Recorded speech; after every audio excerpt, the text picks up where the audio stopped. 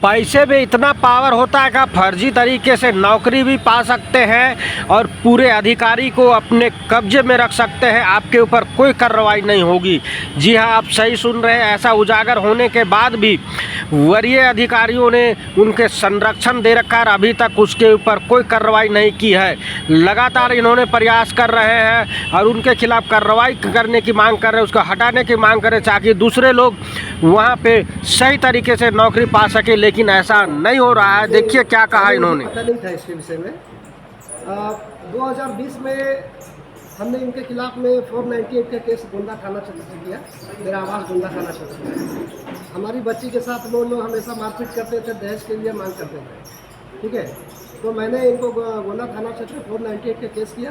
Case करने के बाद इनको हम लोग कंप्रोमाइज़ करके मेरे से रिक्वेस्ट की कि बेल करा दो, तो कंप्रोमाइज़ करके रांची कोर्ट में इनका बेल भी करवाया, एंटीसिपेटरी बेल। उसमें इन्होंने वहाँ पे खुद से अपना एक बोला था कि हम लड़की को प्रत्येक महीना 10,000 रुपये खर्च के रूप में देंगे, है ना, अपने तरफ से। तो इस आधार पर हमने उनको बेल करवा दिया। बेल करवाने के बाद में वो जैसे ही यहाँ से गए अपने वादे से मुकर गए, कोर्ट को वादा किया हुआ वादा मुकर गए सामने। उसके बाद मैंने उनसे संपर्क करने की कोशिश की कि भाई आप जो कोर्ट पे जो आप बेल लिए हो उस पर आप अपना जो बयान दिए हो उस पर आप कायम रहिए। उसके बावजूद भी उन्होंने किसी प्रकार का कोई हम लोगों का मदद नहीं किया लड़की को। और उसके बाद में करीब पिछला साल 2024 में हमारे दामाद का भी देहांत हो गया, यही ऑर्किड अस्पताल में ब्रेन हेमरेज की वजह से। उनके 2 छोटे छोटे बच्चे हैं जिनका पालन पोषण भी अभी हम ही लोग कर रहे हैं रांची में रख करके। उनके तरफ से कोई भी किसी प्रकार का भी कोई मदद, कोई सहयोग नहीं है। हम लोग संपर्क करने की कोशिश करते भी है तो वो लोग संपर्क करना नहीं चाहते हम लोगों से। उसके बावजूद फिर हम लोग ये हमारा जो है सामाजिक कार्यकर्ता जो धीरज कुमार सिन्हा जी हैं, ये हमारे मित्र भी हैं, तो हमने इनके पास अपनी बातों को रखा है। इनके साथ कैसा ऐसा मामला है, थोड़ा सा आप भी बात करिए। तो इन्होंने बात की अपने स्तर पे। तो जो इन्होंने बात किया तो बात करने के बाद इनको जो मैटर बताया कि हमको इसको पैसा देना पड़ता है, उसको पैसा देना पड़ता है, तो मामला वहीं से उजागर हुआ कि भाई आखिर इनको पैसा देना क्यों पड़ता है। तो वो बोला कि भाई हम नौकरी जो है सो उसके जगह पर हम नौकरी कर रहे हैं। तो हम लोगों ने मजाक में समझा कि ऐसा कुछ थोड़ी होता है। लेकिन फिर जब सही में कुछ हम लोगों को देन नहीं कर लगा तो उसका पीछे हम लोग भाई उसका जांच की प्रति पे हम लोग लिखे वरीय पदाधिकारी लोगों को कि ऐसा ऐसा मैटर है जिसमें कि इनका जांच किया जाए। तो जांच प्रतिवेदन में सारा कुछ जो सामने आया आपके समक्ष रखा गया है। और उनके पर जो 498 का केस है उस पर भी बहुत आगे कार्रवाई हुई है, लेकिन वो भी उसमें भी भगोड़ा बोल के घूम रहा इधर उधर। और प्रशासन भी उसको कहीं ना कहीं उसको मदद मिल रहा है प्रशासन की ओर से, जो अभी तक गिरफ्तारी भी नहीं हुई है।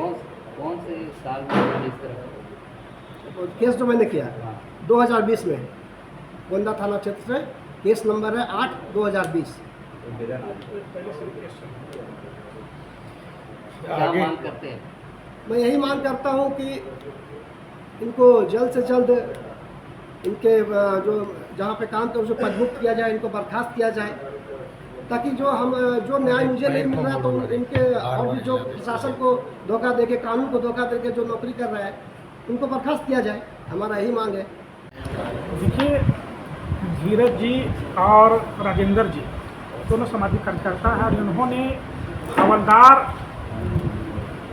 बटा 48 जो एक फर्जी रूप से नौकरी का उद्भेदन इन्होंने आवेदन के माध्यम से करवाया है। सबसे पहले तो इन्हें आप लोगों के साथ साथ धन्यवाद देते हैं।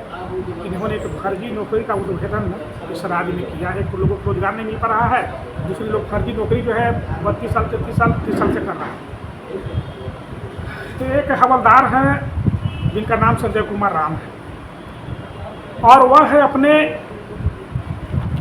ससुर को मृत्यु के बाद अनुकंपा के आधार पर नौकरी कर रहे हैं। नियमतः उनको बेटा की नौकरी होना चाहिए था, लेकिन वो बेटा तो नौकरी ना करके वो दामाद नौकरी कर रहा है। कहीं ना कहीं इसमें चाहे तो लेन देन के मामला हो या साजिश करके हुआ है और पूरे डॉक्यूमेंट्स में छेड़छाड़ की नौकरी जो है संजय कुमार राम कर रहा है। जब जांच रिपोर्ट जब हम लोग मूसाबनी गए, मूसाबनी थाना को जो है जमशेदपुर जो है एसपी चाईबासा एसपी और आपको है चतरा एसपी, जब इस विषय को जांच के रूप में जिसे आगे बढ़ाए तो जांच रिपोर्ट से पता चला कि उक्त व्यक्ति चाईबासा से 1994 में ज्वाइन किया है और वर्तमान पदस्थापना जो है चतरा में है, जिला बल में। जिला बल में जब ज्वाइन वहाँ थे तब लगातार कई बार इन्होंने वहाँ के पुलिस अधीक्षक से भी संपर्क किया कि हजूर ऐसा ऐसा मामला है, चूँकि ये व्यक्ति जो है फर्जी रूप से नौकरी कर रहा है, लेकिन कोई कार्रवाई नहीं हुआ। अंततः 24/5 को इस सारे जांच रिपोर्ट के साथ फिर से हम भी खुद थे, शामिल थे उसमें। माननीय डीजीपी साहब को हम लोगों ने दिया लिखित कि सर आपका विभाग में कैसा ऐसा मामला है कि संजय कुमार नाम जो के व्यक्ति जो हवलदार है आपके अभी विभाग में, और वो चतरा पुलिस बल में वर्तमान में पदस्थापित है, वो फर्जी रूप से अपने साला के जगह नौकरी कर रहा है। 5-6 महीना बीतने के बाद भी आज तक कार्रवाई नहीं हुआ। कहीं ना कहीं इस बात से स्पष्ट होता है कि पुलिस विभाग भी इसमें कहीं न कहीं संलिप्त है, संजय कुमार राम को बचाने में लगा हुआ है।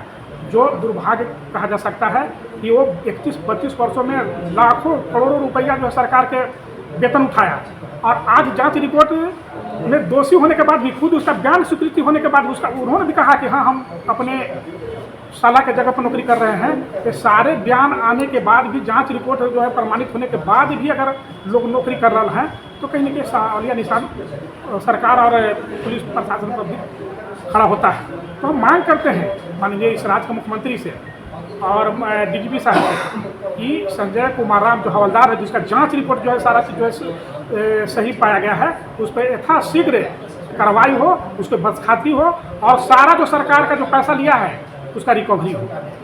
कहाँ का रहने वाले हैं जिसके ऊपर आप आरोप लगा रहे हैं? ये मूसाबनी थाना के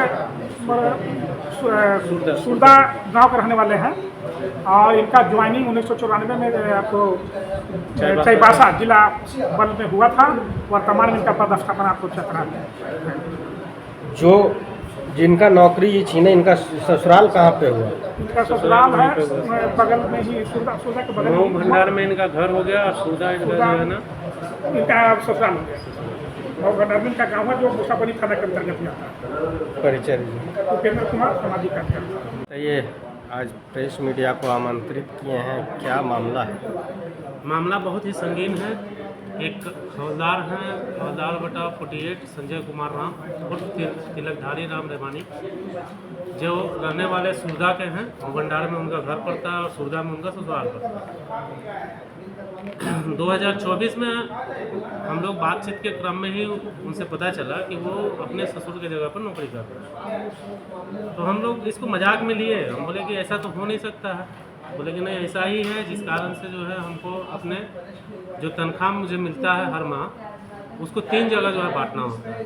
बोले कि किसको किसको? तो बोले कि हमको अपने सास को भी देना पड़ता है और साला को भी देना पड़ता है। तो हम बोले कि ऐसा कैसे हो सकता है? वो बोले कि हम अपने ससुर के जगह पर जो है ये नौकरी करते हैं, हम कंपा गया। हम बोले ससुर के जगह पर तो दामाद को नौकरी नहीं मिलता, बेटा को मिलता है या बेटी को मिलता है, जिसे जो कानूनी प्रावधान के हिसाब से। तब वो उसका बताया कि नहीं, हम अपने ससुर के जगह पर ही नौकरी कर रहे हैं। तो हमको कहीं ना कहीं भू आई, तो मैंने उनके बारे में डिटेल्स खंगालना चालू किया।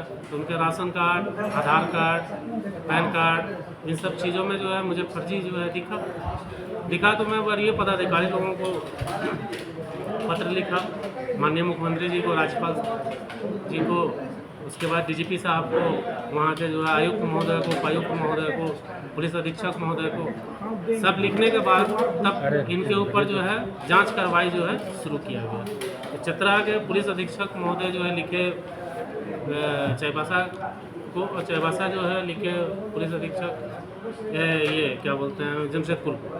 तब जांच के क्रम में मूसाबनी थाना इन्वॉल्व हुआ, उसमें चंदन टुड्डू जी जो है उनको केस आईओ बनाया गया। तो उन्होंने जांच के क्रम में पाया कि ये आदमी सही में फर्जी नौकरी कर रहा है, जिसमें वो अपना स्वीकृति बयान भी जो है अपना उसने माना। 6 महीना हो गया जांच हुए, और इस बीच में करीब हम 5 बार 6 बार जो है चतरा दिए कि आखिर क्या कार्रवाई हो रहा है। लेकिन 6 महीना से जांच रिपोर्ट को भी जो है ना दबा के वहाँ पर रखा गया है। वहाँ का जो पुलिस लाइन के मेजर साहब है, उनका जो है मुख्य भूमिका है इसको दबाने में, क्योंकि हम लोग की बातचीत के क्रम में जो है पता चला कि ऐसा जो है वो कर रहे हैं। फिर हम लोग जो है अभी हाल फिलहाल जो है पिछले माह जो है 29 तारीख को हम लोग डीजीपी साहब के यहाँ जाके मिल के और ये सारा जांच हम लोग जो दी, फिर डीजीपी साहब से लेटर भी हम लोगों को प्राप्त हुआ। अब देखिए कार्रवाई कहाँ तक जाती है। उनका ससुराल वाले लोग का क्या कहना है? किनके ससुराल वाले? जो हवलदार जो संजय कुमार राम है उर्फ तिलकधारी राम रेवानी, उनमें उनकी सास की संलिप्तता है, क्योंकि उनका साला भी जो है संजय कुमार राम, ओरिजिनल संजय कुमार राम, वो भी फर्जी नौकरी ही कर रहा है। उसने अपने माँ का नाम जो है रुक्मणी देवी लिखा हुआ है, और बाप के जगह में जो है अपने चचा का नाम जो है लिखा हुआ है। और वो पहले जो है एक माइंस चलता था वहाँ पे, सोदा माइंस, उसमें जो है वो नौकरी प्राप्त हुई। तो आप फर्जीवाड़ा को उजागर कर रहे हैं। जी, फर्जीवाड़ा। अभी तक जो कार्रवाई हुई उससे आप कितना संतुष्ट हैं? देखिए, संतुष्टि, जांच तो कर लिया गया, लेकिन संतुष्टि इसलिए नहीं मिल पा रहा है कि 6 महीना जिस रिपोर्ट को सारे प्रशासन को ये मालूम है कि ये आदमी फर्जी है, तो अविलंब उसको बर्खास्त क्यों नहीं किया जाता?